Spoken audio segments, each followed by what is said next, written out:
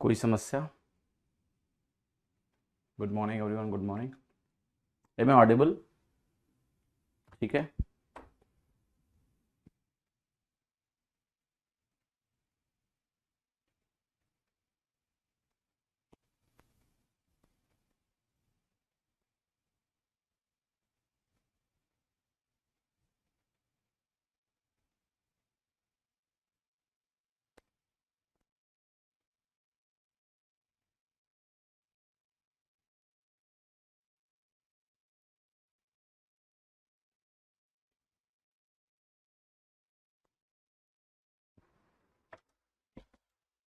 Hello.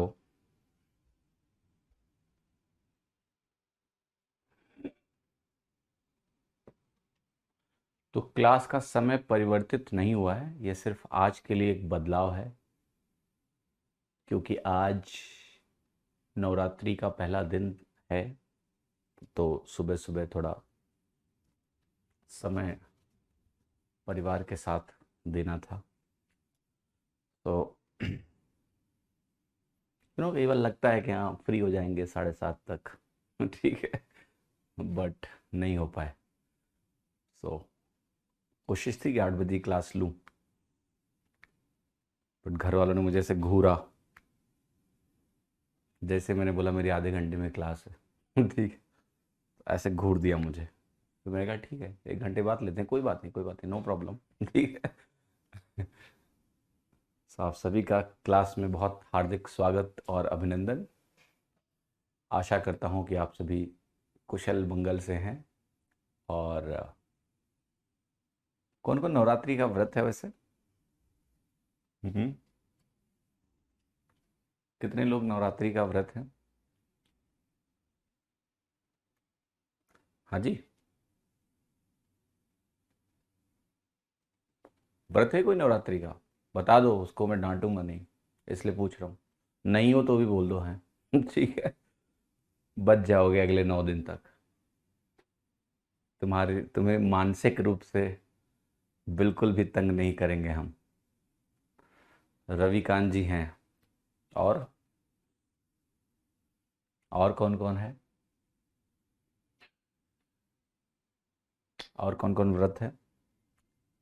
हम्म। Volume increase कर दें? मैं खुद ही धीरे धीरे बोल रहा हूँ यार, अभी वॉल्यूम कैसे इंक्रीज कर दें?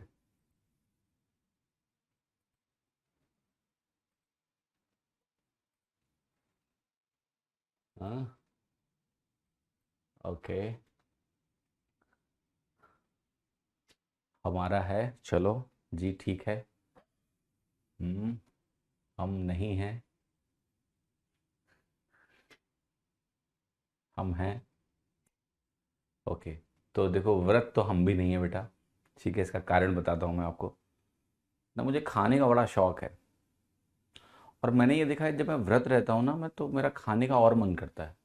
ऐसे भले ही मैं कई बार लंच नहीं करता हूँ, काम में खो गया, लंच ही नहीं कर रहा हूँ। और कभी कभी डिनर नहीं कर रहा हूँ, रात को 1 बजे खाना खा रहा हूँ। तो ऐसा होता है मेरे साथ कई, लेकिन जब मैं व्रत रहता हूँ, तो मैंने देखा मुझे ज़्यादा भूख लगती है। मतलब वो थॉट ऑफ फूड जो है ना, ज़्यादा दिमाग में घूमता है। ऐसा लगता है हम व्रत हैं तो हमें खाना नहीं है, तो हमें और भूख लगती है। तो मैंने देखा है I end up eating more when I am having fast. तो व्रत वाली चीज़ें खाओ, फल खा रहे हैं, साबूदाना चल रहा है, मूंगफली चल रही है, आलू खा रहे हैं, तरह तरह की चीज़ें खा रहे हैं। तो मैंने ये एसेस किया कि जब मैं फास्ट रहता हूँ तो मेरा वजन बढ़ जाता है। ठीक है, वो बढ़ जाएगा मेरा वजन, क्योंकि मैं ज़्यादा खाता हूँ उन दिनों। ऐसा मैंने महसूस किया अपने बारे में। तो फिर मैंने कहा कि मैं फास्ट नहीं रखूँगा। भावनाओं से जो है वो ज़्यादा इम्पोर्टेंट है, मुझे ऐसा लगता है ना। तो मन से जो है शुद्ध रहो, और नॉर्मल जैसा रहते हो वैसे ही रहो ठीक है, it's better to be like that, है ना। और बहुत सारे लोग ऐसे हैं जो बहुत खाते हैं, मैंने देखा है, व्रत में ज़्यादा खा लेते हैं। मैं उनमें से एक हूँ। Fasting is good for mental health. Fasting is any way good for health. So once in a blue moon, कहते हैं रहना चाहिए, महीने में एक दिन फास्ट रहना चाहिए, बॉडी को ब्रेक मिलता है काइंड ऑफ। बट सबका अपना अपना, मैं कहता हूँ वो है ना एक नेचर। अब ये 9 दिन का व्रत होता है, लंबा व्रत होता है, ये ऐसा तो है नहीं कि एक दिन का है। ठीक है, तो मैंने अपने बारे में आपको बताया कि जैसे how who I am and when I understood कि मैं ज़्यादा खाता हूँ, और अगर नहीं खाओ तो भूख लगती है, ज़्यादा भूख लगती है, मैंने देखा। ठीक है, मतलब ये साइकोलॉजिकल भूख ही कह लो, जो भी है, भूख ज़्यादा लगी, इसलिए कहते हैं भूखे हैं भूखे हैं भूखे हैं। तो मैंने कहा कि इससे बेहतर है कि आप भावनाओं से व्रत रहो। ठीक है, शुद्ध रहो, मन में अच्छे विचारों का फ्लो हो। ठीक है, सात्विक रहो, और अच्छा माहौल होता है घर में जब थोड़ा पूजा वूजा होती है, लोग घर में व्रत हैं अभी, तो एक अच्छा माहौल होता है नवरात्रि का, बड़ा मज़ा आता है। Okay, so anyway late us begin the class. आज हम ट्रिग्नोमेट्री पढ़ेंगे, और ट्रिग्नोमेट्री की जो क्लास नंबर 6 है शायद, है ना, 5 क्लास हमने लास्ट वीक करी है, अभी हम क्लास नंबर 6 करने जा रहे हैं। क्लास नंबर 6 की हम लोग करने जा रहे हैं शुरुआत। Okay, so without much wait let us begin the class. मैं थोड़ा सा चैट बॉक्स को अरेंज कर देता हूँ, और उसके बाद हम लोग क्लास की शुरुआत करेंगे। ठीक है, I will not take more than 1 minute and then will start. हाँ जी, यो यो यो यो यो यो, ये कौन है? अच्छा हुआ आपने लेट कर दिया, मेरा भी कुछ काम था। क्या काम था? सुबह सुबह फ्रेश व्रेश हो लिया करो, अब इस टाइम पे फ्रेश हो गए, ये कौन सी बात है? हैं?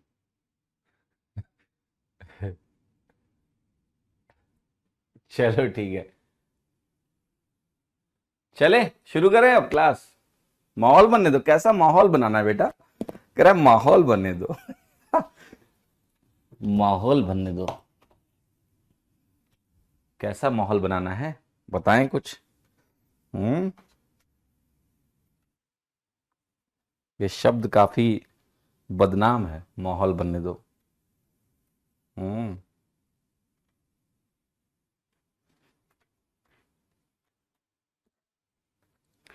जल जल लाइट भाई, क्या परेशान कर रही है? हाँ जल गई, अब सब ठीक है। ओके, सो चलिए, सभी को नवरात्रि की बहुत बहुत शुभकामनाएं, और चलते हैं क्लास शुरुआत। मैंने बोला लेट क्लास नहीं हो रही है आज के दिन, सिर्फ आज के दिन बेटा, रोज टाइम से होती है। आज नवरात्रि का पहला दिन है, थोड़ा पूजा पाठ वगैरह वगैरह करना था, वो लेट हो गया थोड़ा, 9 बजे हो गई क्लास। तो रोज टाइम से होती तब नहीं आके बोलते हो कि रोज क्लास टाइम से हो रही है। ठीक है, तो चलिए let's start the class. And कितने सवाल हो गए थे तुम लोग बता दो, उसके आगे हम लोग फटाफट फटाफट स्टार्ट कर लेते हैं। आई थिंक 30 के ऊपर तो हम निकल चुके थे।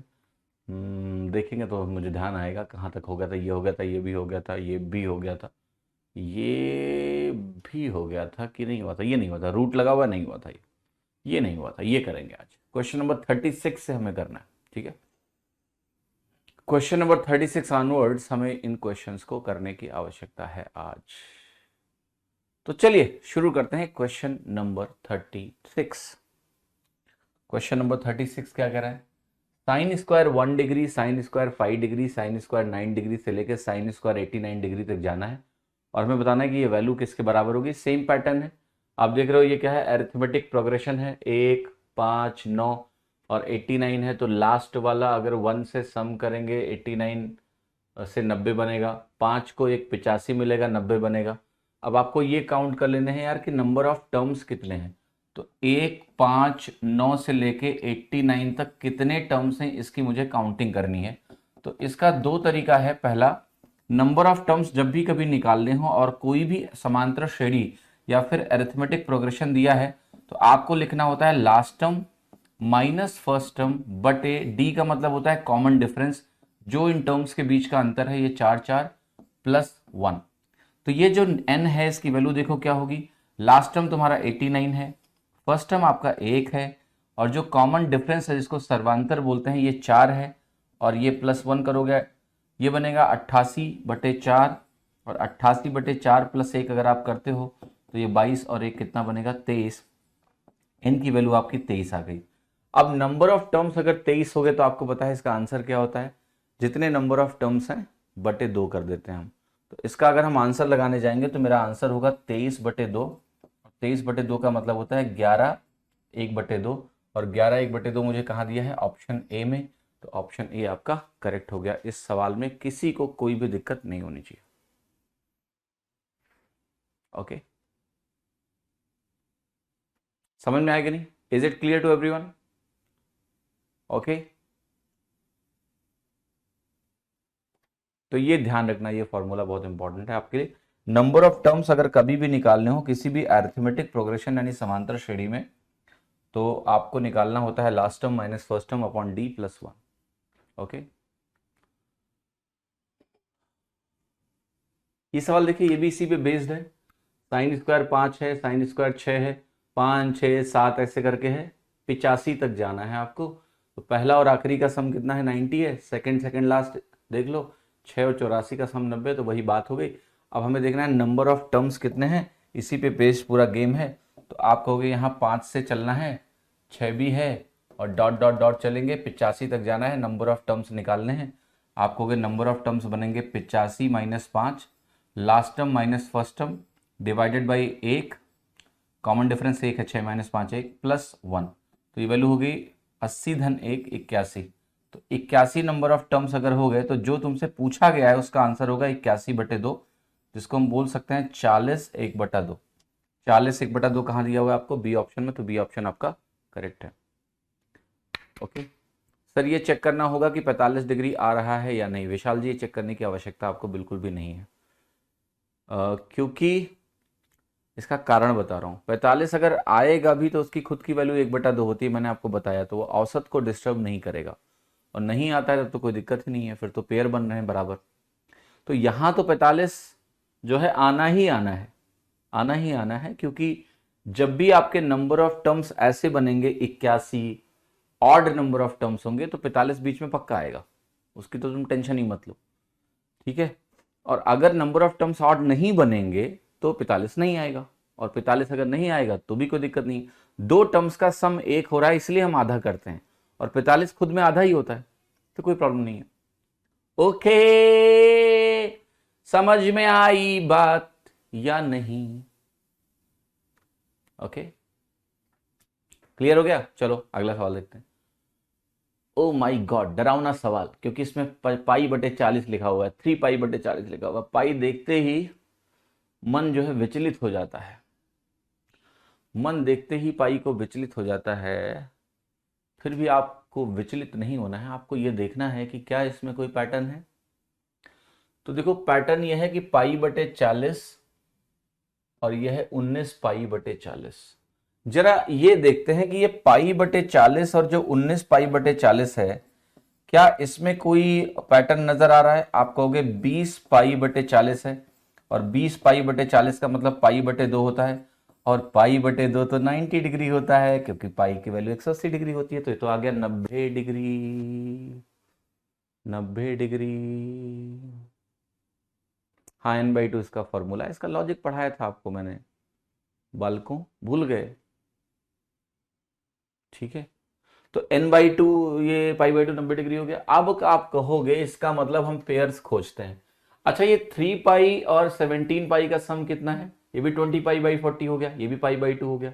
अच्छा, ये भी आपको पता है कि कॉस स्क्वायर के साथ भी ऐसा ही होता है कि अगर कॉस स्क्वायर एक्स को कॉस स्क्वायर वाई के साथ जोड़ दिया जाए तो ये वैल्यू 1 हो जाती है, अगर मेरा x प्लस वाई 90 डिग्री के बराबर हो। तो आप कहोगे यानी ये 1 हो गया, ये 1 हो गया। अच्छा, ये 7 पाई/40 जो है ये 13 पाई/40 के साथ मिलकर भी क्या 1 बनाएगा? 13 और 7 20 पाई होता है। यस, 20 पाई/40 भी 1 होता है। सिर्फ एक चीज बच रही है, वो है कॉस स्क्वायर। अच्छा, यहां पर बेटा एक जल्दबाजी मत करना, इस सवाल में बड़ा इंटरेस्टिंग सवाल है। देखो, जब आपके टर्म्स, नंबर ऑफ टर्म्स जो आपको दिए जाएंगे, वो नंबर ऑफ टर्म्स मान लिया ऐसे हैं जो डॉट डॉट डॉट वाला केस है, मतलब बहुत सारे टर्म्स हैं, तब तो वहां आपको चेक करने की जरूरत नहीं, आप n/2 कर दो, आपका उत्तर आ जाएगा, क्योंकि वो एक पैटर्न है। तो पैटर्न में कहीं ना कहीं वो 45 डिग्री या तो दिखेगा, और नहीं दिखेगा अगर इवन नंबर ऑफ टर्म्स होंगे तो। इसमें नंबर ऑफ टर्म्स आपके कितने हैं? 1 2 3 4 5 6 7, केवल 7 टर्म हैं। और 7 टर्म होने से पैटर्न का होना जरूरी है नहीं। क्लियर? समझ में आएगा नहीं? क्या पैटर्न का होना जरूरी है? नहीं। बीच में कुछ भी उल्टा पुल्टा भी हो सकता है, इसलिए सबको देखना बहुत जरूरी है। हम सबको देखेंगे। तो आप कहोगे इसको भी देख लेते हैं। ये तो क्लियर हो गया ना कि 3 पेयर मुझे मिल गए, तो 3 तो मुझे साफ साफ दिख गया। अब हड़बड़ी में 3.5 मत लिखना, क्योंकि इस वाले टर्म की कोई डिपेंडेंसी नहीं है कि ये पाई बाई क्या है, ये कुछ भी हो सकता है। या तो आप पैटर्न देखो कि 1 3 4 7, देखो ऐसे अजीब सा टर्म नहीं है, 1 3 के बाद 7 आ गया।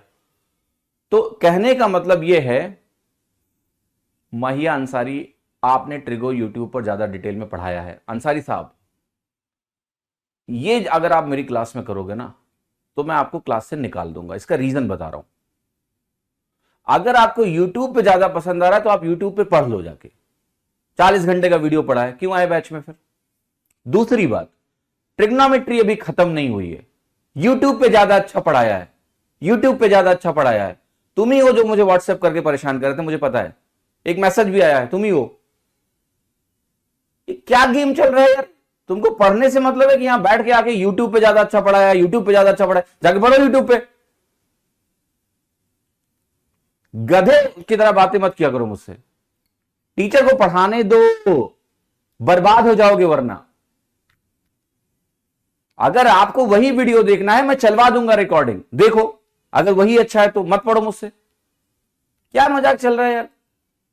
मैं रोज इन लोगों से इसलिए लड़ता रहता हूं कि बेटा जो मैं पढ़ा रहा हूं मुझसे पढ़ लो, बस फॉलो करो। हर बार पढ़ाने का तरीका थोड़ा बदलता है। इस बार मैं थियरी को बीच बीच में पढ़ा रहा हूं, कुछ क्वेश्चंस करा रहा हूं साथ में, फिर थियरी पढ़ा रहा हूं, फिर क्वेश्चंस करा रहा हूं। यूट्यूब पे अलग तरीके से पढ़ाया है, वहां ज्यादा अच्छा पढ़ा है तो पढ़ो वहां से। टाइम क्यों वेस्ट कर रहे हो यहां पर?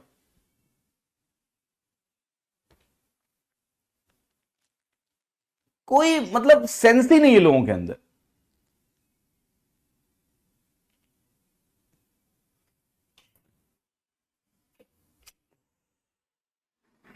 चलो बढ़िया है, तो यूट्यूब से पढ़ लो।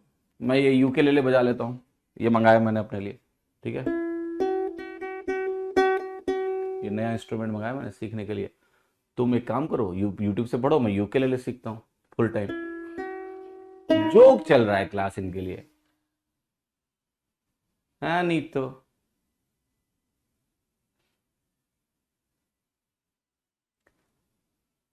मैं क्या करूं यार ऐसे लोगों का? मतलब मुझे समझ ही नहीं आता है। मतलब रोज आके 1.5 घंटे तुम्हें पढ़ाता हूं सुबह शेड्यूल के हिसाब से, तुम्हें सेलेक्ट कराना है, तुम अभी भी यूट्यूब से अटके हुए हो। हाँ मैंने पढ़ा है यूट्यूब पे अच्छा, मैं अच्छा ही पढ़ाता हूं, जहां पढ़ाता हूं अच्छा पढ़ाता हूं, वो चाहे यूट्यूब हो चाहे जहां हो। अब ये कौन सी बात हुई? अब तुम अगर यूट्यूब के वीडियो देख रहे हो तो ये चैप्टर मत करो, यूट्यूब देख के खुश रहो। क्यों परेशान कर रहे हो मुझे? ये यूकेलेले बहुत सस्ता है, अभी कुछ आता नहीं है मुझे, राइट? इसका नाम मुझे अच्छा लगा तो मैंने ले लिया, यूकेलेले। What a name. तो अभी सीखना है इसको, क्लास के बाद थोड़ा बैठ के इसको। छोटा सा है, guitar is very big, you know, it's very small piece of musical instrument. ठीक है, तो all the guys who feel that the YouTube trigonometry is better than my class trigonometry, go and learn from there. Don't come to the class, okay, for till I teach trigonometry. Please be there. Thank you. इन लोगों को पढ़ना है ही नहीं है, मैं आपको बता रहा हूँ ऑनेस्टली। बस टाइम पास करना है, इधर से उधर यूट्यूब, यूट्यूब से उधर उधर। वो सर ज्यादा अच्छा पढ़ाते हैं, वो सर ने ये चैप्टर ज्यादा अच्छे से पढ़ा, पढ़ो जाके। हमको क्यों परेशान कर रहे हो तुम? आके डिस्टर्ब कर देते हो अर्जी में। तो ये वैल्यू है कॉस स्क्वायर पाई बाई 4, जो एक वैल्यू बची। अब लकली ये कॉस स्क्वायर 45 डिग्री है, इसलिए आपकी वैल्यू क्या आ गई? 1/2। 1/2, and that's the value is going to be simply 3.5. B option.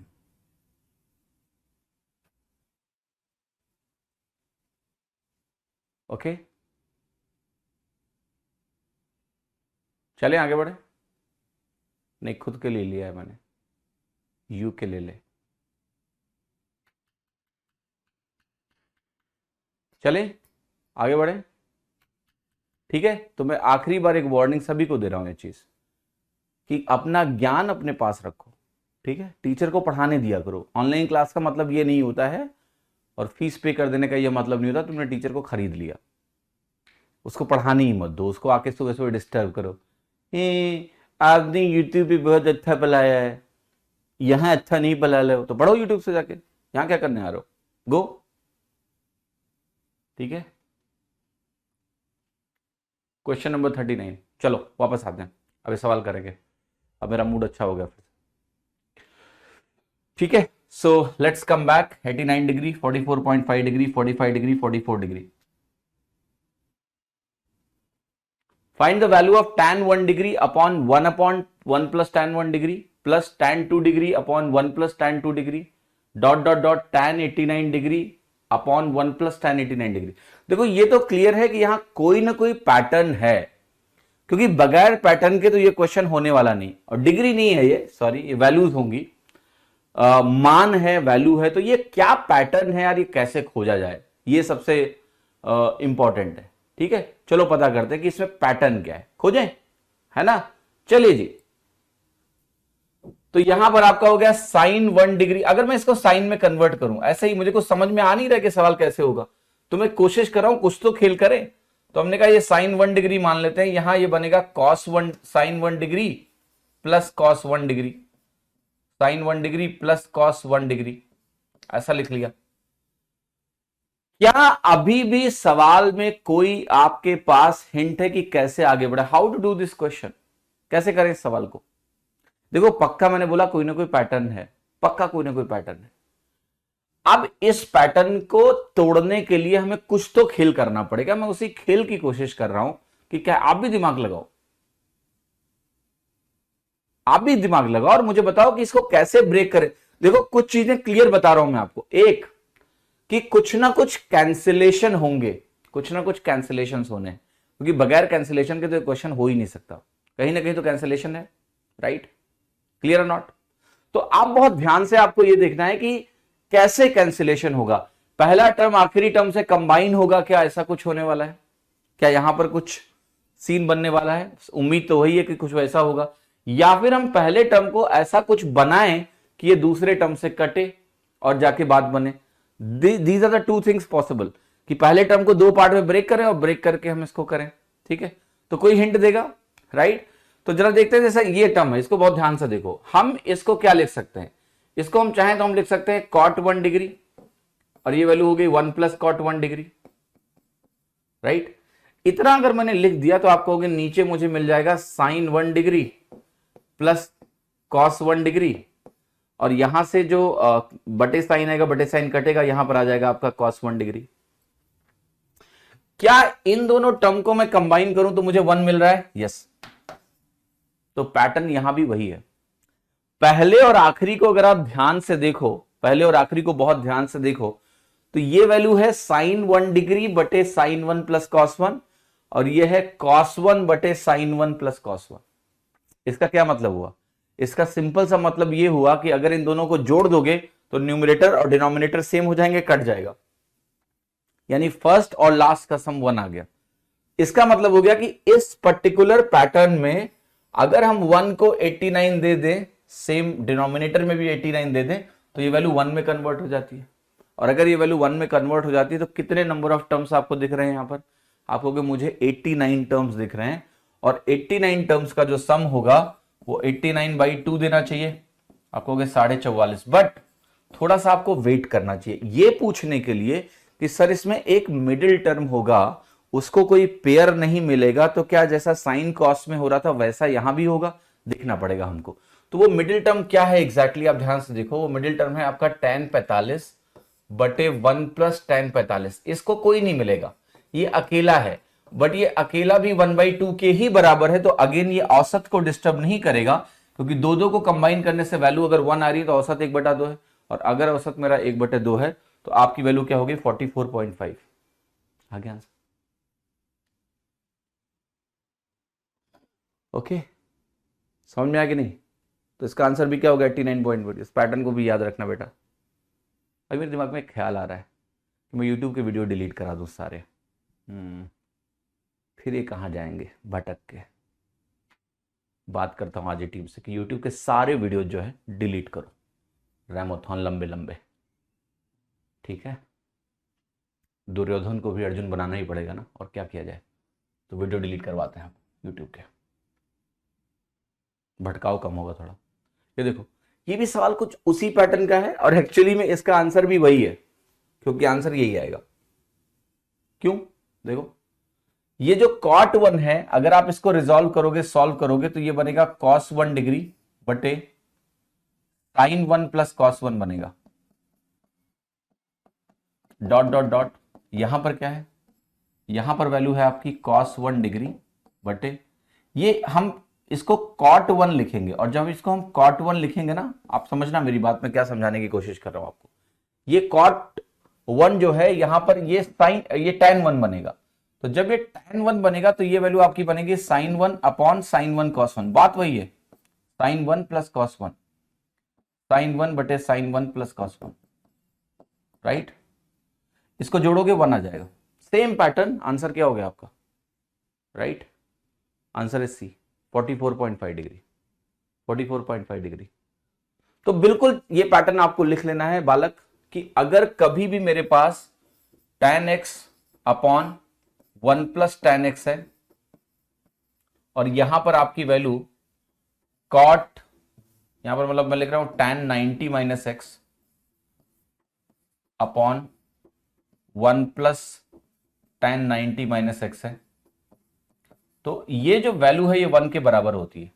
Being precise अगर मैं इसको लिखना चाहूं तो मुझे ऐसे लिखना चाहिए कि मेरा tan x है और यहां 1 प्लस tan x है, बटे यहां पर आपका cot x है, बटे 1 प्लस cot x है, तो ये वैल्यू क्या होगी, 1 के बराबर होगी। तो ये आपको ध्यान रखना है pattern, because this is what is important. क्या मुझे cot x लिखना चाहिए? नहीं, मुझे यहां पर टर्म यूज करना चाहिए cot y। एक मिनट, मैं इसको करेक्ट कर देता हूं। ये tan x है मेरा, और ये वैल्यू 90 माइनस एक्स को cot x ही बोलते हैं, ठीक है, कोई दिक्कत नहीं। तो tan x है और cot x है, tan 1 है तो cot 1 है, तो इसका सम आपका 1 के बराबर हो जाता है because of this property, and therefore you can get the answer faster.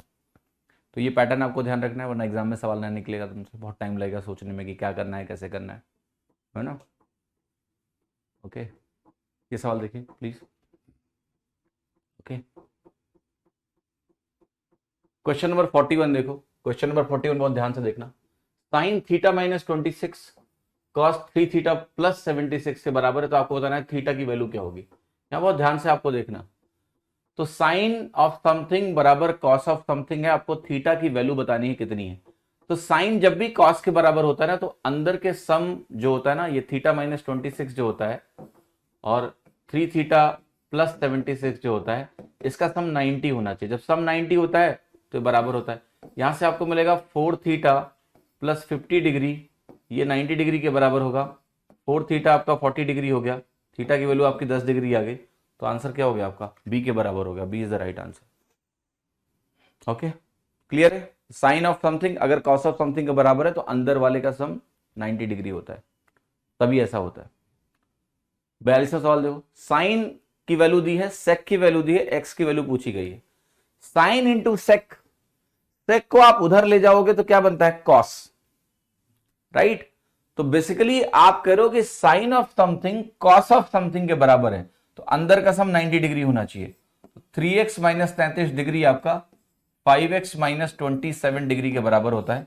ये वैल्यू आपकी आ गई 2x, और 2x की वैल्यू अगर आप कैलकुलेट करोगे, एक मिनट, कहीं प्लस है क्या, 5x माइनस 27 और 3x माइनस 33, तो ये तो वैल्यू थोड़ा मामला, अच्छा ठीक है, बराबर नहीं, 90, सम 90 होगा, सॉरी।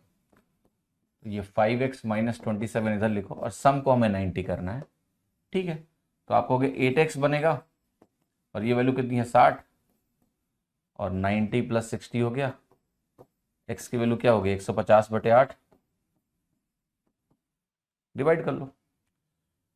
18 8 144 होता है, तो 18 6 बटे 8 हो गया 0.75, राइट। 18.75 is your answer. खत्म हो गया सवाल में, कुछ है ही नहीं। आप कहोगे एक्स की वैल्यू रख के देखेंगे, यार रख के देखना इतना आसान नहीं है, 4 ऑप्शन है, और अगर 4 ऑप्शन है तो आपको चेक करना पड़ेगा जाके सब कुछ, कौन सा करेक्ट है कौन सा रखें। Okay, alright. 43वां सवाल देखो, cot 2x minus 15 into cot 3x minus 35 एक के बराबर है, तो x की वैल्यू कितनी होगी। तो ये वैल्यू अगर प्रोडक्ट एक है, जब भी कभी कॉट कॉट का प्रोडक्ट 1 होता है तो ये होता है cot x into cot y बराबर 1। जब भी ऐसा हो तो ये ध्यान रखना एक्स प्लस वाई 90 के बराबर है। सेम चीज आपकी होती है जब हम बात करते हैं tan x into tan y बराबर 1।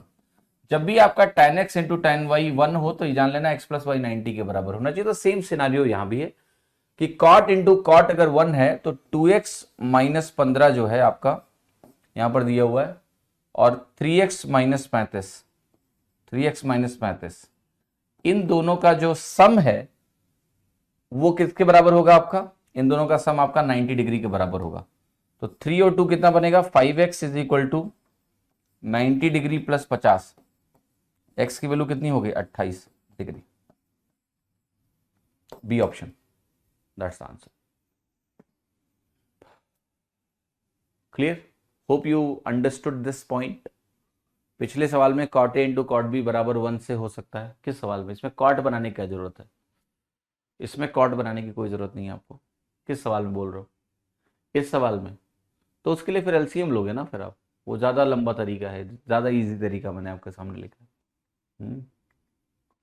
एलसीएम लेके क्यों मुश्किल बनाना चाहते हो अपने आप चीज़ों को। ये देखो 44वां सवाल, ध्यान से, साइन कोसेक होता तब होता 90, क्यों साइन कोसेक 90 क्यों होता है बेटा, साइन कोसेक तो बराबर होते हैं, एक ही चीज़ होती है, उल्टा होता है एक दूसरे का। ओके, बराबर होता है फिर तो। साइन कोसेक नहीं है, साइन और सेक, सेक बनता है कॉस। साइन जब कॉस के बराबर होता है तो अंदर की वैल्यूज का सम 90 होता है। ठीक है, चलो अगला सवाल देखो। tan आपका है 500 डिग्री माइनस 2 थीटा बराबर cot 8 theta minus 260 degree. tan theta tan 9/10 theta plus sine theta minus 20 की वैल्यू क्या है।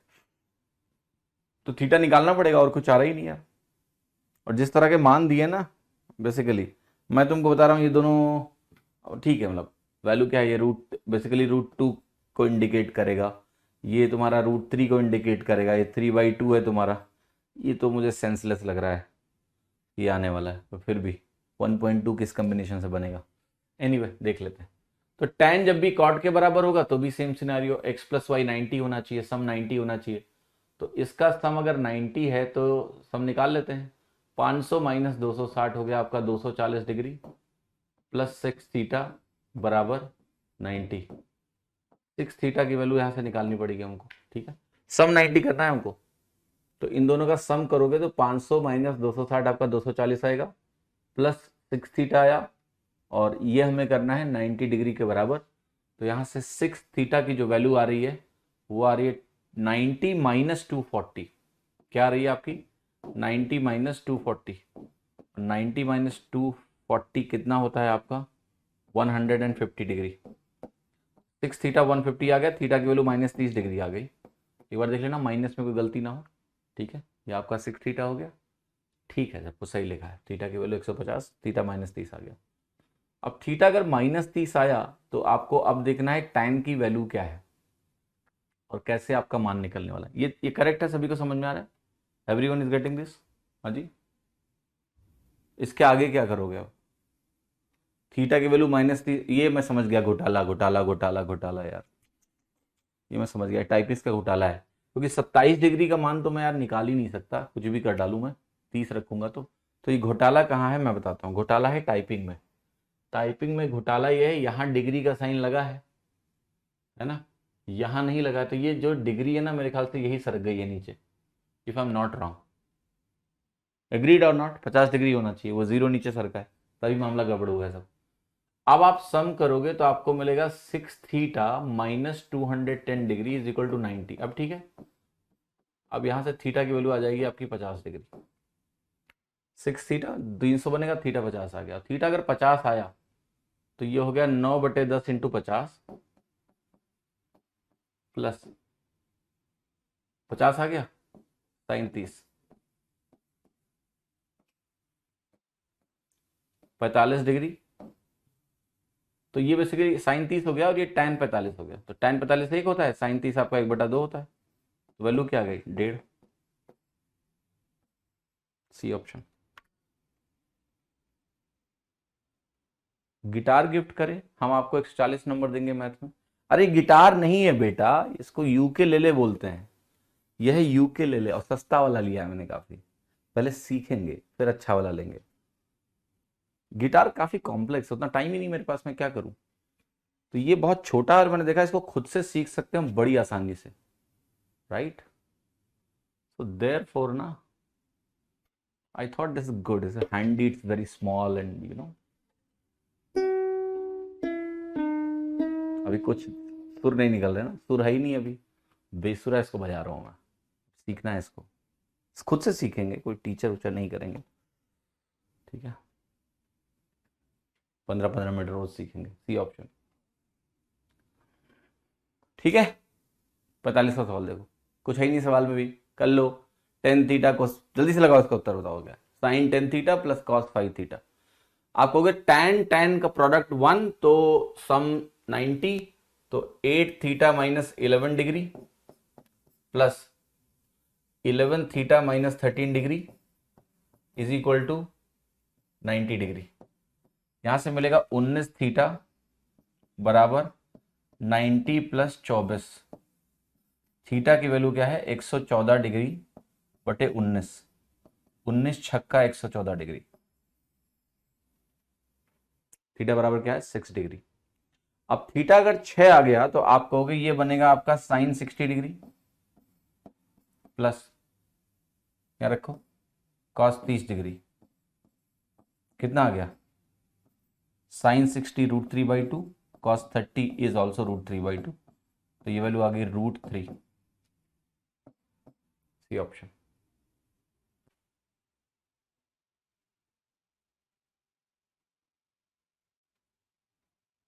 पैसे हो तो लोग कुछ भी खरीद लेते हैं, waste of money.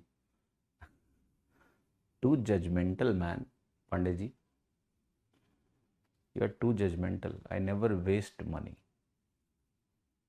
You are making the judgment because you feel I have wasted my money.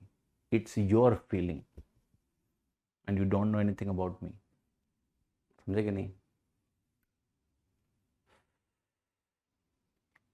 Question number 46।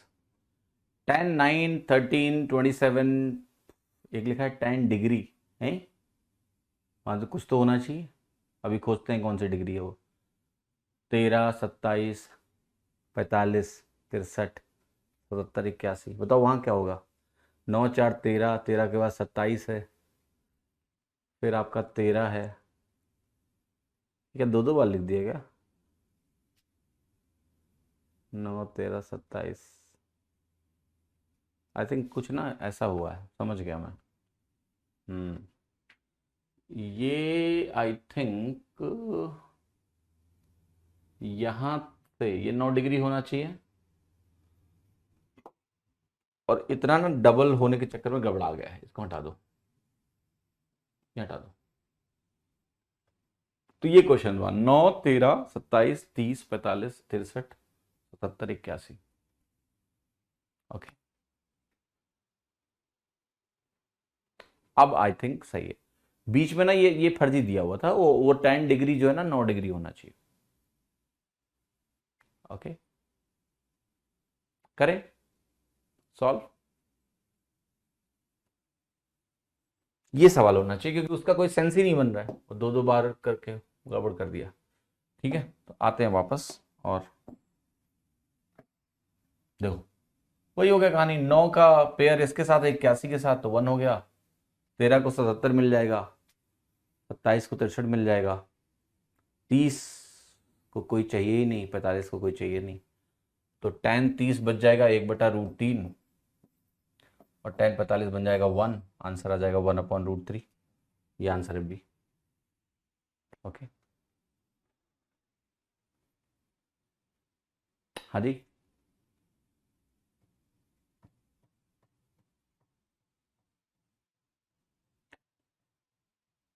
GK में सवाल आ सकता है तुम्हारे कि यूकेलेले क्या है,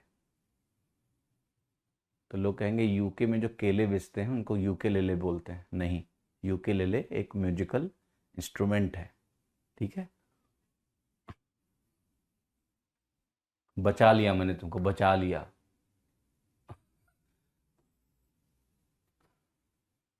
sign 1 degree, sine 2 degree, sine 3 degree, sine 180 degree किसके बराबर है? वाह क्या सवाल है, वाह क्या सवाल है। 0, क्योंकि साइन 180 डिग्री है और बीच में तुम्हारा और कोई वैल्यू 0 नहीं है, बट साइन 180 डिग्री खुद ही 0 है, बाकी से कोई मतलब ही नहीं है। लोग बैठ के पैटर्न खोजेंगे, क्या पैटर्न बनेगा, क्या पैटर्न बनेगा। अरे कोई पैटर्न नहीं है यहां पर, साइन 180 डिग्री खुद 0 है, बाकी प्रोडक्ट 0 हो गया, कुछ देखने की आपको जरूरत ही नहीं है। ओके, समझ में आया कि नहीं? Is it clear to everyone? कहां कॉस 90 0 है? कॉस 90 कहां बन गया? कॉस 90 कहीं बना ही नहीं। कहां हो तुम अभी?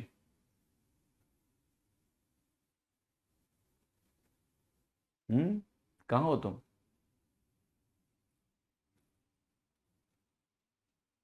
साइन एन पाई 0 के बराबर होता है, हाँ बोला था मैंने, तो एन पाई कहां, यही तो है 180 डिग्री।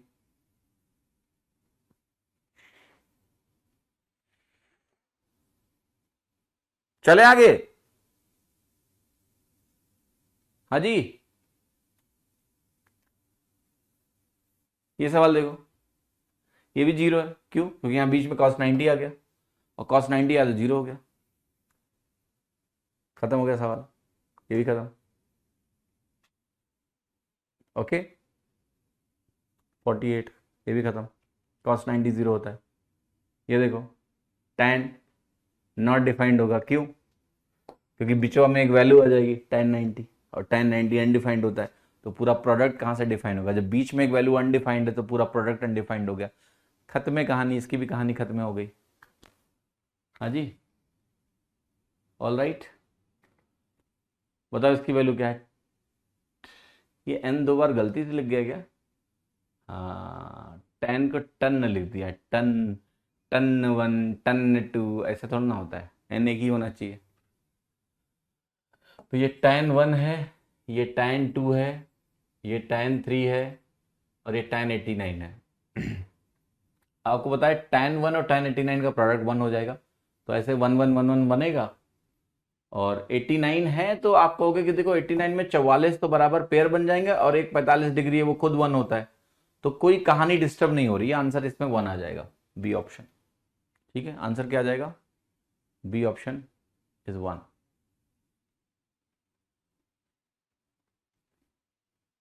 कह रहा है आज आपका बर्थडे है क्या? बिल्कुल भी नहीं। कैलेंडर बना लो, मैं बता दिया करूंगा कब कब मेरा बर्थडे नहीं है, शायद तुम्हें एक दिन पता चल जाए कि मेरा बर्थडे कब है, बट ऐसा होगा नहीं, क्योंकि मैं उतने दिन बताऊंगा ही नहीं तुमको। ठीक है। नहीं, मेरा कोई बर्थडे नहीं है भाई, ये सब अफवाहें लोग फैलाते रहते हैं, इन पर विश्वास मत किया करना। क्वेश्चन नंबर 51,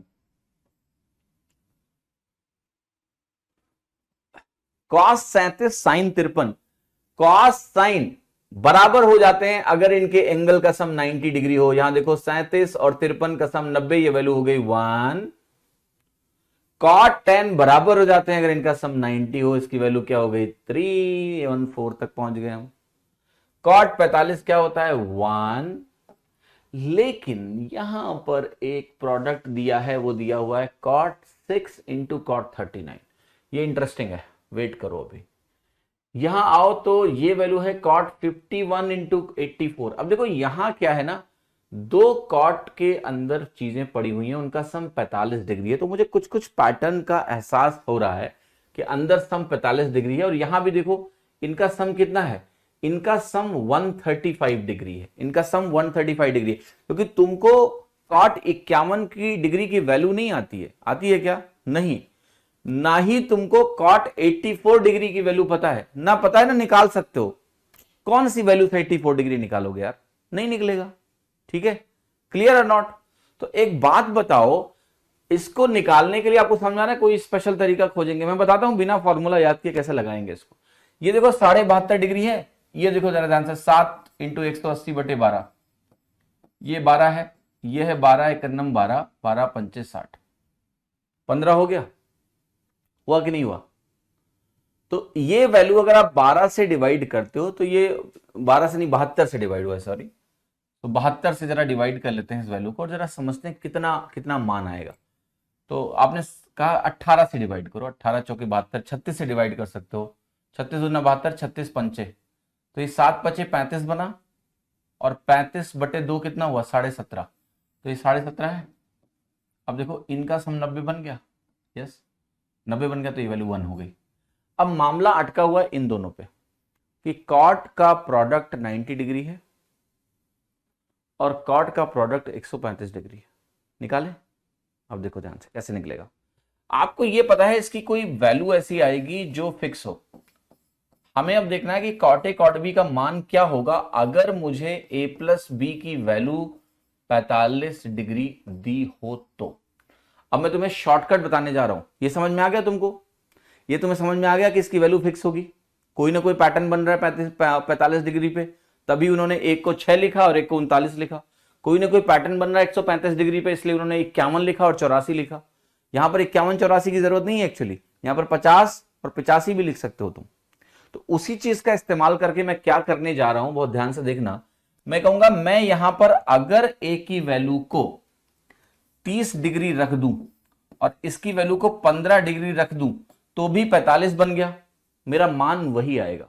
तो जरा ध्यान से देखो, क्या आपको कॉट 30 की वैल्यू पता है? √3 होता है।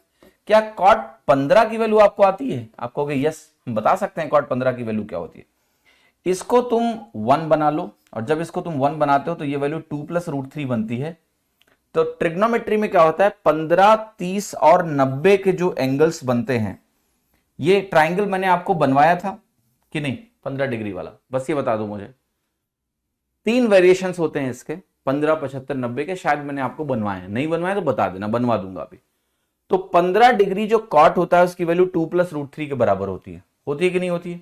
कॉट 15 लिखने जाओगे तो ये मिलेगा आपको 2 + √3, तो मैं कहूंगा ये वैल्यू मेरी हो गई 2 + √3। ओके, क्लियर और नॉट? यस। क्या टोटल इंटू है?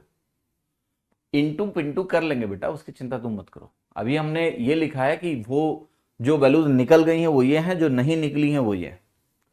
तो मैंने कहा कॉट 30 का मान लिखोगे तो √3 आएगा और कॉट 15 का मान लिखोगे तो कुछ ऐसा आएगा।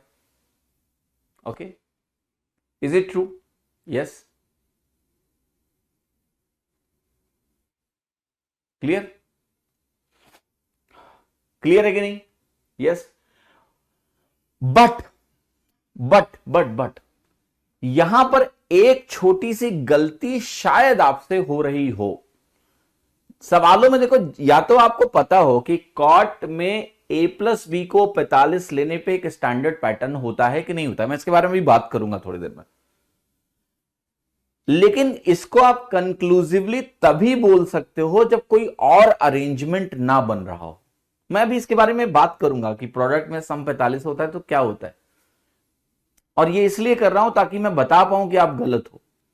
तो अभी मैं आपसे ये कैलकुलेट कराऊंगा और कैलकुलेट करा के फिर मैं आपको दूसरी वैल्यू भी रख के दिखाऊंगा और मैं कहूंगा ये गलत है। और ये इसलिए गलत है, इसका कारण मैं आपको बता रहा हूं।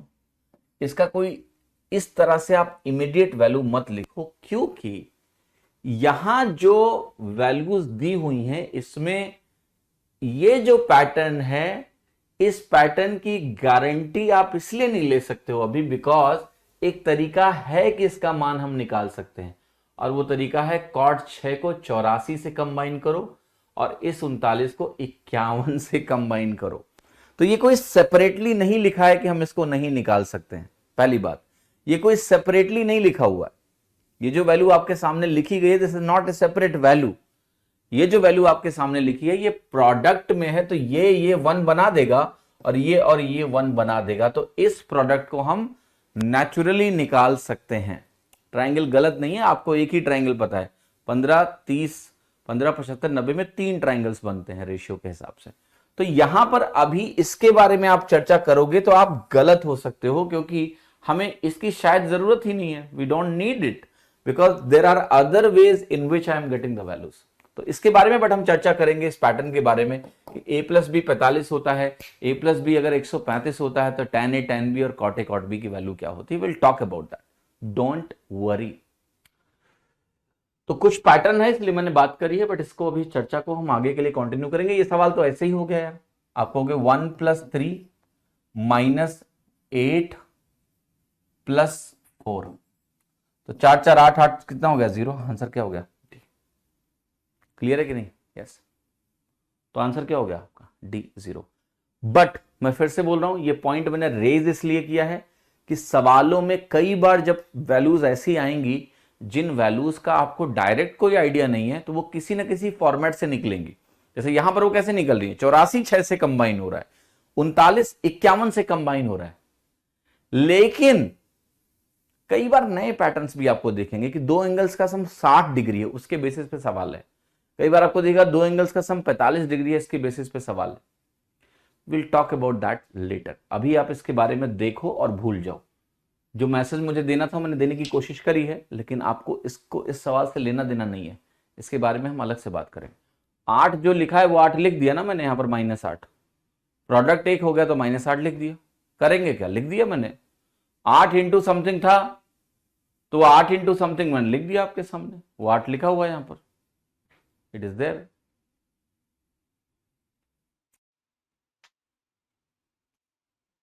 कहां बच रहा है 8, तो 8 लिखा ना मैंने -8 यहां पर, मैंने 8 के साथ कुछ भी नहीं किया ऐसा।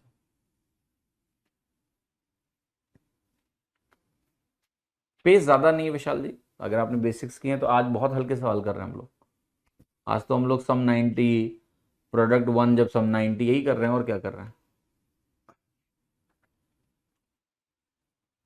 क्या दिक्कत है बताओ, क्या तकलीफ है। ये वैल्यू आपकी कितनी आ गई, 3 1 4, ये वैल्यू आ गई -8, ये वैल्यू आ गई 4, तो 4 4 8 -8 0 ही तो होता है। 8 अलग से मल्टीप्लाइड का क्या मतलब होता है, अल्टीमेटली तो ये पूरा प्रोडक्ट ही है ना। इस ब्रैकेट से अगर अननेसेसरी कंफ्यूज हो रहे हो आप, ये ब्रैकेट पहली बात तो यहां लगना ही नहीं चाहिए था। ये डॉट का मतलब है पहले डॉट है बाद में ब्रैकेट है, तो इसको यहां से हटा दो, ठीक है। समझ गए कहा कंफ्यूज हो रहे हो आप, ये ब्रैकेट यहां नहीं होना चाहिए। ये डॉट का मतलब क्या है, ये कॉन्टिन्यूड प्रोडक्ट है, फिर ब्रैकेट यहां पर, ठीक है,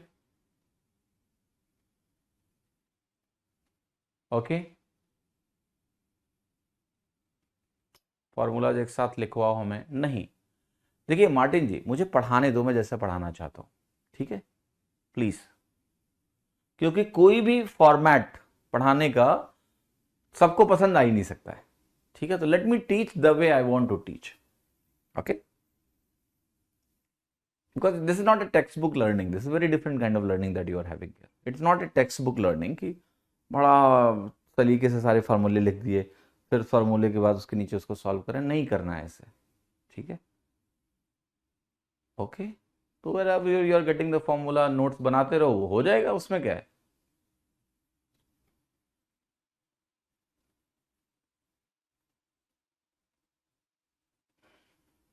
8 cot 6 के साथ है,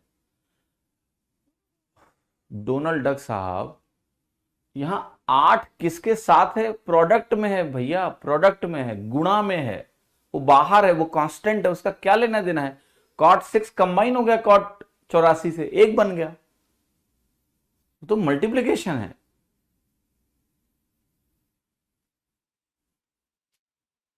आगे बढ़े,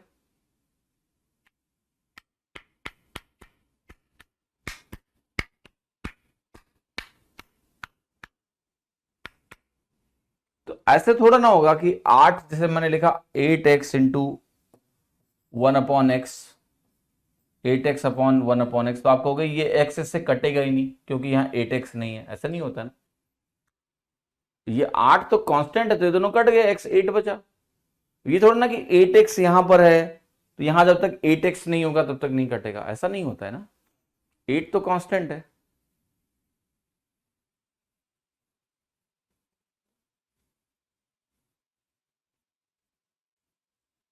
समझे। ए की वैल्यू दी है, बी की वैल्यू दी है, आपको ए और बी के बीच में रिश्ता बताना है क्या होगा। ए दिया हुआ है, बी दिया हुआ है, आपको ए और बी के बीच का रिश्ता बताना है क्या है। आपको थीटा एलिमिनेट करना है, मतलब थीटा हटाना है। बी का स्क्वायर कर दो, थीटा हट जाएगा, क्योंकि बी का स्क्वायर करने से ही आपको मिलेगा sign square theta plus cos square theta. मैंने यहां लिखा sign square theta plus cos square theta, plus आपको मिला 2 साइन थीटा कॉस थीटा, और आपने कहा sign square theta plus cos square theta 1 के बराबर है, 2 sign theta cos theta 2a के बराबर है। बी स्क्वायर की वैल्यू 1 प्लस 2a हो गई, तो बी स्क्वायर की वैल्यू 2a प्लस 1 हो गई।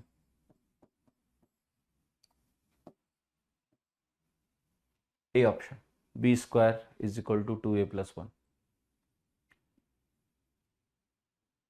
ओके, ठीक है।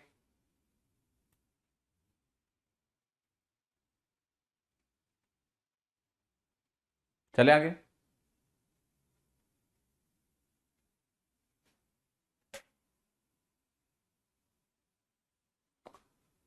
P sine theta plus Q cos theta R के बराबर है, तो P cos theta minus Q sine theta किसके बराबर है। स्टैंडर्ड केस है, इसको थोड़ा सा समझ लेते हैं। यहाँ जो पी क्यू लिखा है इसको हम ए बी के टर्म्स में भी देख सकते हैं, पी क्यू के टर्म्स में भी देख सकते हैं। तो जैसा लिखा है इसे लिखा रहने दो। मैं आपको एक नोटेशन दिखा रहा हूं और क्या इसमें इंपॉर्टेंट है इसको आपको थोड़ा सा ध्यान रखना है। ए साइन थीटा अगर आपको दिया हो प्लस आपको दिया हो बी कॉस थीटा, मान लेते हैं कि ये वैल्यू आपको एम के बराबर दी है, और आपसे पूछा जाए a cos theta minus b sine theta, क्या हुआ है देखा आपने, कॉफिशिएंट्स जो थे ये चेंज हो गए। मतलब यहां एक साइन का था, यहां कॉस का हो गया, और यहां एक साइन माइनस भी बीच में आ गया, इसको मैं एन के बराबर बोलता हूं।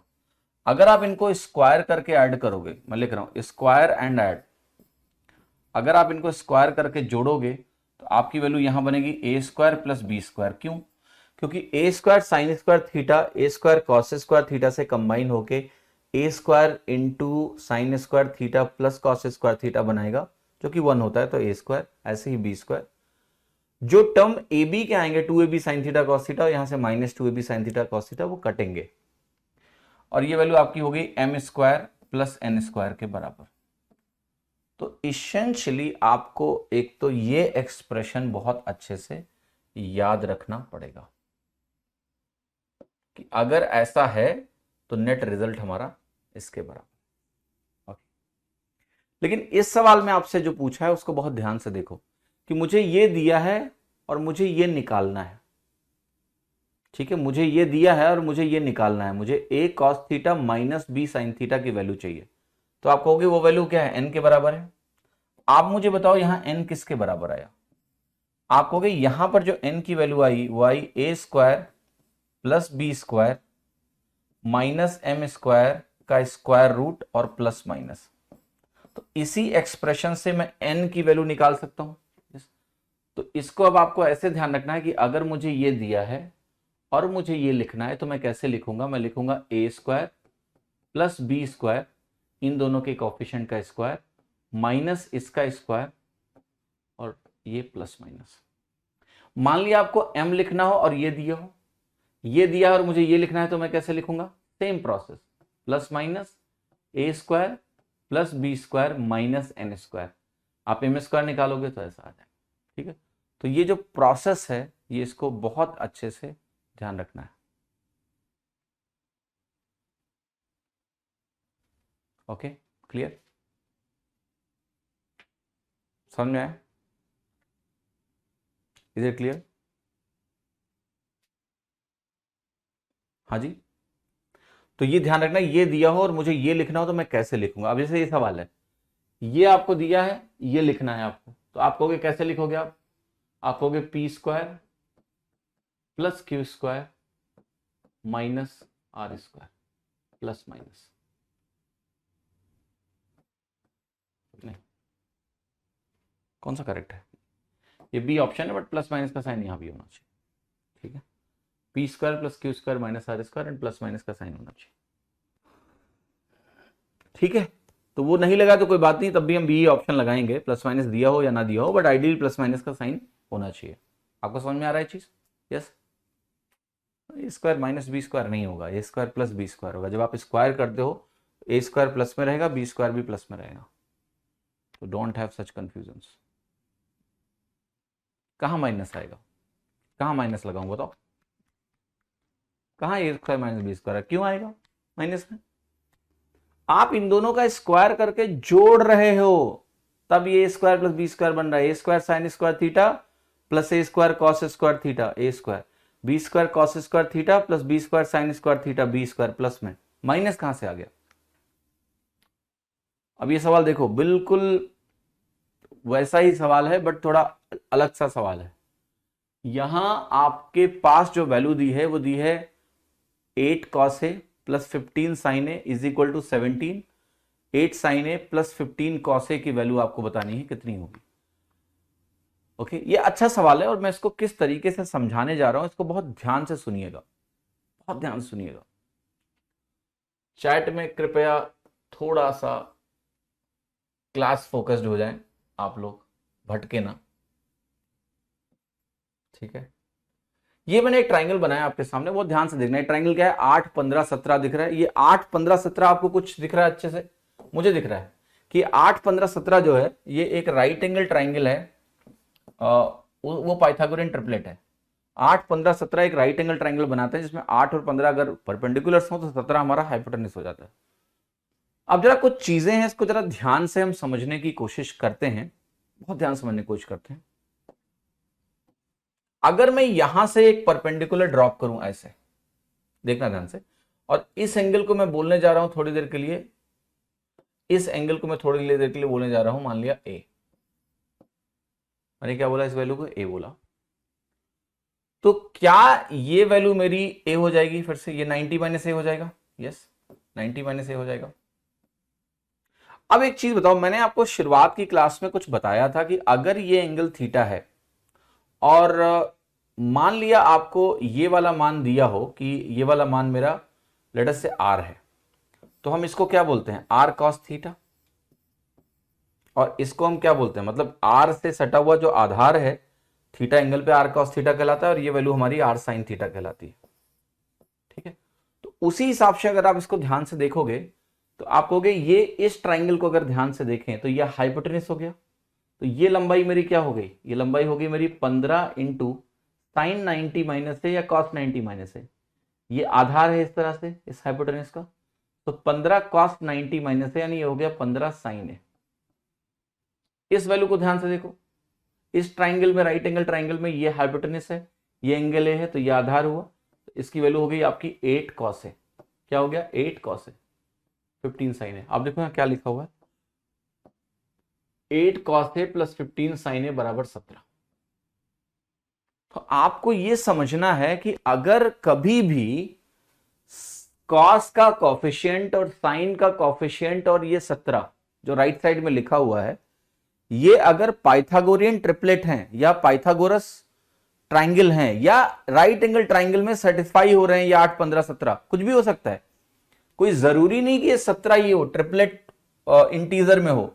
आपकी वैल्यू ऐसे भी हो सकती है कि twice of cos A plus thrice of sine A is equal to root 13, ये भी चलेगा, क्योंकि ये 2 3 और रूट 13, आप ध्यान से देखो क्या दे रहा है, 4 9 और 13, रूट 13 का स्क्वायर। पाइथागोरस थ्योरम सेटिस्फाई कर रहे हैं, राइट एंगल ट्राइंगल है। तो जब भी ऐसा होगा, तो अगर मुझे यहां पर इसको चेंज करना है, जैसे यहां पर इन्होंने क्या किया, 8 साइन ए कर दिया, 15 कॉस ए कर दिया। अब जरा समझो तुम, 8 साइन ए क्या है, बहुत ध्यान से देखना। 8 साइन ए का मतलब है आपका ये 8 साइन ए है। मैं आपको इस क्वेश्चन को दिखाने की कोशिश कर रहा हूं, ये 8 साइन ए है। और 15 कॉस ए क्या है? यही चीज 15 कॉस ए भी है, यही चीज 15 कॉस ए भी है। तो इन दोनों का आपसे सम पूछा जा रहा है। पता है इन दोनों का सम क्या है? अगर आपने राइट एंगल ट्राइंगल त्रिभुज पढ़ा हुआ है थोड़ा सा भी, अभी ज्योमेट्री आपको मैंने पढ़ाया नहीं है, बट ज्योमेट्री में क्या होता है कि ये जो परपेंडिकुलर लेंथ होती है P, इसकी वैल्यू होती है AB अपॉन C। सी हाइपोटेनस होता है। आपको अब ये p प्लस पी 2p निकालना है। 2p की वैल्यू हो जाएगी 2ab अपॉन सी। फिर मैं दूसरा तरीका भी बताऊंगा। तो 2 इंटू 8 इंटू 15 बटे 17 आपका आंसर हो गया। 15 × 120 दूना 240 बटे 17 आपका आंसर हो गया। तो ये ट्रिग्नोमेट्री का सवाल आपने एक ज्योमेट्री के सवाल में कन्वर्ट किया। अभी मुझसे जो पूछा जा रहा है वो क्या है? अगर मुझसे ये पूछ रहा है 8 sign A plus 15 cos A, तो आपको पता है कि ये पूछ रहा है, इसकी डबल वैल्यू पूछ रहा है, तो सीधा आंसर क्या हो गया? 2ab upon C. Can you say this और नॉट? यस। सभी लोगों को ये बात समझ में आ रही है? सभी लोगों को ये बात समझ में आ रही है? किसी को कोई शंका है तो बता दो। मैंने आपको ये सवाल दिखा दिया है कि सवाल आपका कैसे कैसे सॉल्व होगा, किस तरीके से आप इसको विजुअली देख सकते हो कि भाई अगर ये राइट एंगल ट्राइंगल का पार्ट है तो मेरी ये वाली वैल्यू कितनी आने वाली है।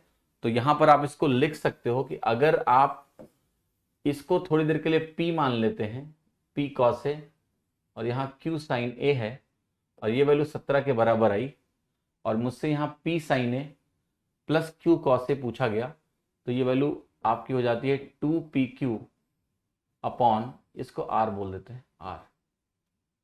That's your answer, twice of PQ upon R।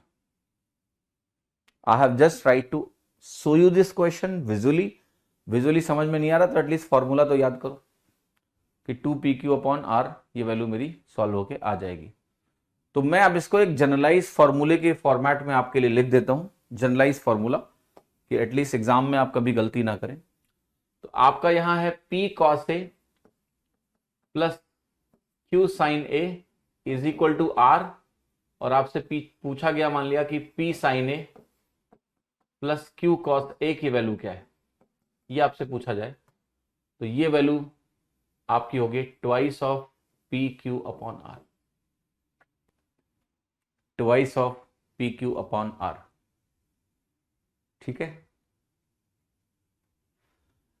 आपको अगर इसका उल्टा दिया जाता, आपको दिया जाता P sin A plus Q cos A is equal to R, और आपसे पूछा जाता कि बताओ P cos A plus Q sin A की वैल्यू क्या होगी, इसकी वैल्यू क्या होगी, तो ये वैल्यू भी आपकी सेम चीज आती, twice of PQ upon R।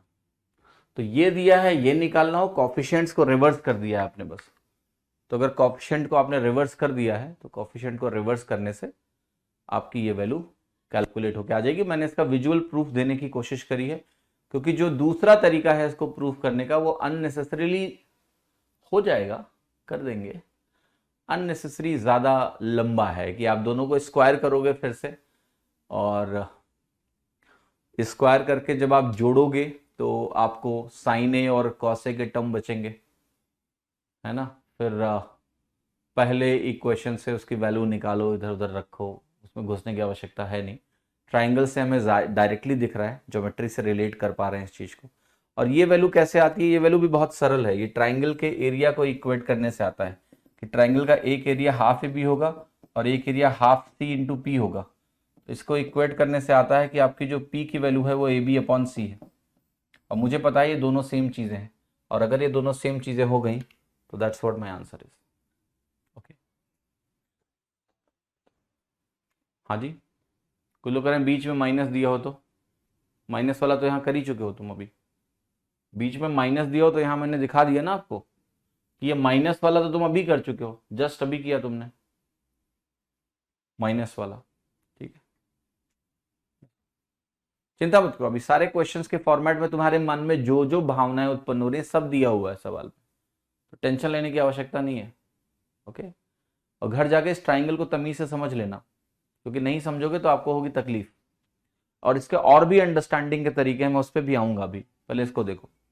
There is one more way to understand the same question, I will explain you, कि बिना फॉर्मूले के भी हम इसको समझ सकते हैं, but there is other methodology, उसको मैं अभी समझाऊंगा आपको। पहले इसको देखो, sine theta plus cos theta अगर आपका √2 कॉस थीटा के बराबर है तो आपको बताना है sine theta minus cos theta की वैल्यू क्या है। सेम चीज है, साइन प्लस कॉस है, साइन माइनस कॉस निकालना है। तो आप कहोगे कैसे इसमें आगे बढ़ेंगे, आप कहोगे यहाँ प्लस माइनस करेंगे, और प्लस माइनस करने के बाद यहाँ 1 स्क्वायर प्लस 1 स्क्वायर बनता है 2 बनेगा, माइनस इसका स्क्वायर बनेगा, तो ये 2 कॉस स्क्वायर थीटा है, राइट। यहाँ नीचे आ जाओ, ये वैल्यू होगी प्लस माइनस, और यहाँ 2 कॉमन ले लो आप, तो 2 into 1 minus cos square theta क्या बनेगा, 2 साइन स्क्वायर थीटा, तो ये वैल्यू होगी plus minus √2 sine theta. Okay, कितने लोगों को चीज समझ में आई? फिर मैं आपको दूसरा तरीका इसका बताता हूँ, बहुत ही अच्छा सवाल है। ये आंसर हो गया। अब मैं तुम्हें एक तरीका दिखाता हूँ, ध्यान से देखना तुम लोग। जैसे ये तुम्हारा है sine theta plus cos theta equals to √2 cos theta है, और मैं जानना चाहता हूं कि मेरा sine theta minus cos theta किसके बराबर होगा। लेटेस्ट से मेरा पर्पस यह है निकालने का। तो मैं आपसे एक सवाल पूछूंगा और आप सभी को उसका उत्तर देना है कि sign theta plus cos theta से मैं sign theta minus cos theta की यात्रा करना चाहता हूं। ओके, तो क्या आप मुझे कोई ऐसा थीटा बता सकते हैं जिससे कॉस का साइन ना बदले और साइन का साइन बदल जाए? तो आप कहोगे ए जो आपका है ना, ASTC ऐसा होता है, यहां दोनों निगेटिव हो जाते हैं, दोनों का साइन चेंज होगा तो कोई फर्क ही नहीं पड़ेगा। यहां सिर्फ कॉस निगेटिव होता है, साइन पॉजिटिव होता है। तो मैं कहूंगा अगर मैं थीटा को 270 प्लस थीटा रखूं, ध्यान से देखना, बहुत इंटरेस्टिंग सवाल है, तो क्या होगा समझते हैं इसको। थीटा को अगर 270 प्लस थीटा में रखूं तो साइन कॉस में कन्वर्ट होगा बट माइनस साइन के साथ होगा, माइनस कॉस थीटा बनाएगा।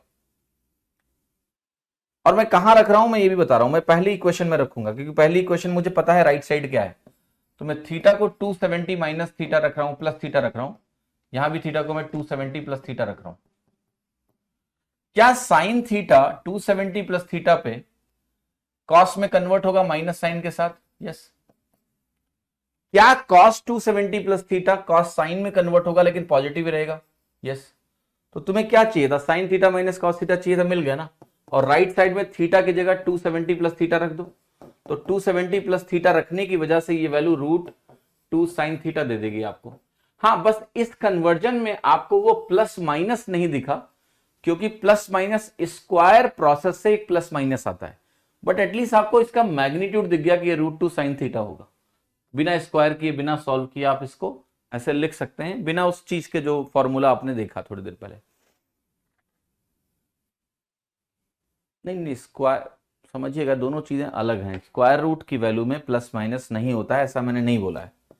जब आप लिखते हो x square is equal to 4, तो दो चीजें हो रही हैं यहां पर। एक तो इस स्क्वायर की जगह से प्लस माइनस लग रहा है, x स्क्वायर 4 है तो x नेगेटिव पॉजिटिव दोनों हो सकता है। तो ये प्लस माइनस जो है इस स्क्वायर की वजह से आ रहा है। एक क्वाड्रेटिक इक्वेशन तुम्हारे पास है, किसी एक x का स्क्वायर 4 के बराबर है, तो वो प्लस माइनस दोनों वैल्यू लेके पॉजिटिव आउटकम दे सकता है। तो ये प्लस माइनस इसकी वजह से आया। फिर इसके साथ √4 है, √4 का अपना कोई साइन नहीं है, ये पॉजिटिव आउटपुट ही देता है। ये प्लस माइनस इसकी वजह से आया है। अगर आप सिर्फ लिख दो x बराबर √4 है तो खत्म हो गई बात, आंसर आपका 2 है। लेकिन अगर आपने लिखा है कि मेरा x स्क्वायर 4 के बराबर है तो x की वैल्यू प्लस माइनस √2 है। ये प्लस माइनस रूट नहीं दे रहा है, ये प्लस माइनस ये स्क्वायर की वजह से आ रहा है, क्योंकि प्लस माइनस दोनों वैल्यूज के अंदर जा सकती है। क्लियर है कि नहीं? यस। तो that is how you can solve this question. But मैंने इसका डायरेक्ट एक्सप्रेशन समझा रखा है ना आपको, p sign theta plus q cos theta बराबर अगर m है तो क्या होगा, कैसे होगा। तो I don't think there should be any confusion in this particular question. अब मैं वापस ले जाता हूं आपको, और इसी सवाल में हम एक अल्टरनेटिव तरीका और भी देख सकते हैं। थोड़ा सा आप लोगों को मेरा साथ देना पड़ेगा, तभी मैं वो समझा पाऊंगा। ये जो सवाल है इसको बहुत ध्यान से देखना। यहां जो लिखा हुआ है 8 cos a plus 15 sin a बराबर 17 है। अच्छा एक बात बताओ, अगर मैं 17 इधर ले आऊं, इधर 1 बना दूं, तो ये वैल्यू 8/17 cos a बनेगी प्लस 15/17 sin a बनेगी। यस। और ये वैल्यू क्या होगी, 1 के बराबर होगी। अब एक बात बताओ, अगर मैं इस वैल्यू को थोड़ी देर के लिए cos a बोल दूं और इस वैल्यू को मैं थोड़ी देर के लिए बोल दूं साइन ए, तो क्या ये expression cos square a plus sign square ए बन जाएगा? यस। तो क्या आपको कॉस ए और साइन ए की वैल्यू पता चल गई? तो आपसे जो पूछा गया था 8 sign A plus 15 cos A, क्या आप वो मान निकाल सकते हैं? आप कहोगे यस निकाल सकते हैं। हम कहेंगे वो होगा 8 इंटू 15/17 प्लस 15 इंटू 8/17। कैलकुलेट करो, दोनों देखो 120 120 आ गए, 240/17 आपका मान आ गया। बट इस प्रोसेस में एक छोटा सा ध्यान आपको रखना बहुत जरूरी है। जैसे मैं आपको दूसरा एग्जांपल दूं, आपने ये मेथड सीख लिया और ये मेथड सीखने के बाद मैंने आपको एक सवाल दिया, 9 cos A plus 15 sin A is equal to 17, और आपने कहा कि अभी एक मेथड सीखा है हमने, 17 से डिवाइड कर लेते हैं और इसको भी 17 से डिवाइड कर लेते हैं, ये वैल्यू 1 के बराबर हो गई। और आपने कहा इसको हम cos ए मान लेते हैं तो ये cos स्क्वायर ए बन जाएगा, इसको sin ए मान लो तो ये sin स्क्वायर ए बन जाएगा, तो ये वैल्यू 1 के बराबर हो गई एक तरह से, राइट। तो फिर आप बोलोगे कि इसका मतलब ये हो गया कि अब मुझे अगर निकालना है 15 sin A 15 cos A plus 9 sin ए, ये निकालना है मान लिया, तो आप कहोगे 15 इंटू 9/17 प्लस 9 इंटू 15/17, ये निकालना है मुझको। 135/17 कितना होगा? 270/17। और ये गलत है। ये गलत इसलिए है बिकॉज जब आप इसको बोल रहे हो कि ये cos ए है और जब इसको बोल रहे हो sin ए है, क्या इनके बीच में तुमने कोई कंसल्टेशन किया है इनके साथ? नहीं। तुमने इसके कान में जाके बोला कि तुम cos ए हो और तुमने इसके कान में बोल दिया कि तुम sin ए हो। बोल दिया तुमने बोला, लेकिन क्या ये हैं? ये भी तो सवाल है। ये कैसे चेक होगा?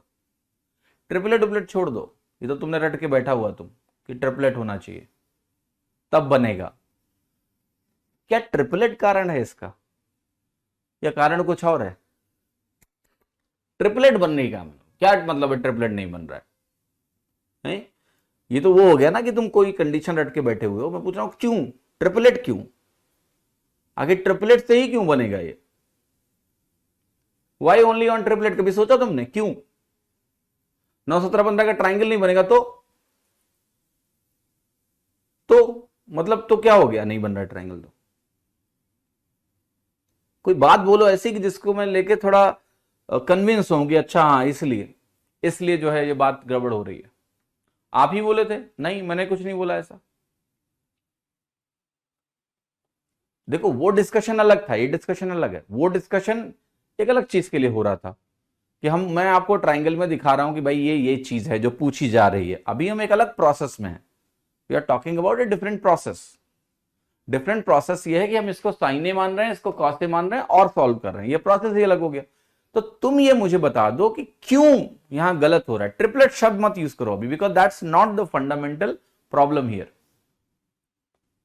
राइट एंगल ट्राइंगल नहीं होगा ये भी कोई जरूरी नहीं बेटा। साइन कॉस टेन सिर्फ राइट एंगल ट्राइंगल में डिफाइन नहीं होते हैं, ये तो गलती भी मत करना तुम। वो एक रिप्रेजेंटेशन है कि राइट एंगल ट्राइंगल में साइन ये होता है, कॉस ये होता है, टेन ये होता है। साइन कॉस टेन के लिए राइट एंगल ट्राइंगल होना जरूरी नहीं है। ओके,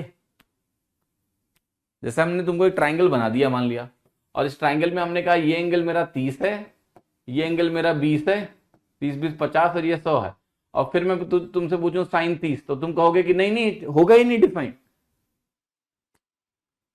साइन का कोफिशिएंट परपेंडिकुलर होना चाहिए, नहीं।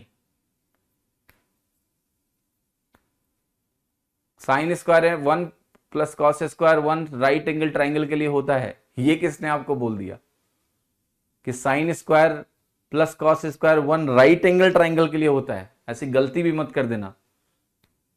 Sign square a plus cos square ए की वैल्यू 1 किसी भी एंगल के लिए होती है, इसका ट्राइंगल से कोई लेना देना नहीं है, आइडेंटिटी है वो। ओके, तो मैं आपको अब ये बोलने जा रहा हूं कि साइन स्क्वायर ए और कॉस स्क्वायर ए की जो वैल्यूज हैं वो आपस में इंटर रिलेटेड होती हैं। साइन ए कॉस से इंडिपेंडेंट नहीं होता है, दे आर इंटर रिलेटेड। और इंटर रिलेटेड होने का मतलब ये होता है कि जो बेसिक आइडेंटिटी आपने पढ़ी है, sign square a plus cos square a बराबर 1, ये आइडेंटिटी हमेशा ट्रू होगी किसी भी पर्टिकुलर एंगल के लिए। ये ट्राइंगल वाइंगल की भाषा छोड़ दो आप कि राइट एंगल ट्राइंगल के लिए होता है, ऐसा कुछ नहीं है। वो राइट एंगल ट्राइंगल एक तरीका है इसको प्रूफ करने का, ये आइडेंटिटी है। जैसे trigonometric identity which is true for any angle of a. तो जब आप कहोगे कि sine square a plus cos square a बराबर है, तुमने इसके कान में बोला कि तुम कॉस ए बन जाओ, तुमने इसके कान में बोला तुम साइन ए बन जाओ, तो बन तो गए ये।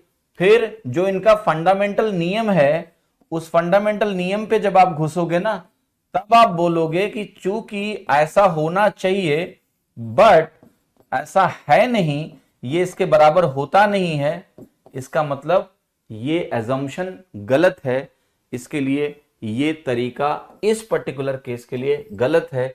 फिर आप बोलोगे ये फॉर्मेट करेक्ट होना चाहिए। ये बेसिकली क्या है कि एक पाइथागोरियन ट्रिपलेट का फॉर्मेट है, एंड देयरफॉर अब हम डायरेक्टली क्वेश्चन में ये बोल सकते हैं कि जब ये कोएफिशिएंट्स एक पाइथागोरियन ट्रिपलेट बनाएंगे तब हम इसको यूज करेंगे। नहीं, आपने ये नहीं बोला था सौम्यदी, बहुत फर्क है। देखिए, डायरेक्ट रिजल्ट को बोलना कि ऐसा है तो ऐसा है, मैं आपको बताऊं, आप बाहर जाके किसी बच्चे से पूछ लो, ट्रिग्नोमेट्री जिसने थोड़ी भी पढ़ी है, उसने रटा हुआ है, वो भी यही बात बोलेगा जो आप बोल रहे हो, यही बात बोलेगा वो कि ट्रिपलेट होना चाहिए, ट्रिपलेट होना चाहिए, ट्रिपलेट होना चाहिए। But what is the logic? The logic goes in this way that since we are assuming this is cos A and we are assuming this is sin A, we have assumed both to be sin A cos A, assumption है ये। लेकिन sin A cos A आपस में inter related होते हैं, ऐसे assumption से काम नहीं चलेगा। हमें देखना भी पड़ेगा कि क्या ये वाकई में उस बेसिक कंडीशन को सेटिस्फाई कर रहे हैं। तो चूंकि इस बेसिक कंडीशन को सेटिस्फाई नहीं कर पा रहे हैं, इसलिए ये sin A और cos A मान ही नहीं सकते यहां पर, और इसलिए ये गलत है। एंड जब ये आप रिजल्ट देखोगे तो आप कहोगे यार ये तो वही रिजल्ट है जो पाइथागोरियन ट्रिपलेट वाला होता है कि ए स्क्वायर प्लस बी स्क्वायर बराबर सी स्क्वायर। ये कहां लिखा हुआ है? एक यहां लिखा है, एक यहां लिखा है, एक यहां लिखा है। तो फिर हम उसको याद रखने के लिए बोलते हैं कि ये तीनों वैल्यूज पाइथागोरियन ट्रिपलेट होनी चाहिए। ठीक है, that is the way to remember it, to check it faster. But the core and crux is कि जो एजम्पशन है वो एजम्पशन गलत हो जाएगा अगर ये कंडीशन मीट नहीं होगी तो। ठीक है, होप यू अंडरस्टूड इट। नहीं समझ में आया तो कोई बात नहीं, याद कर लो। ठीक है, तो इस तरीके से भी आप इस प्रश्न को कर सकते हैं, है ना, कि वैल्यूज को देख लें कि भाई चलो ठीक है, ये cos A बन गया, ये sin A बन गया, हो गया सवाल आपका। cos A 8/17 हो गया, sin A इतना हो गया, निकाल लो।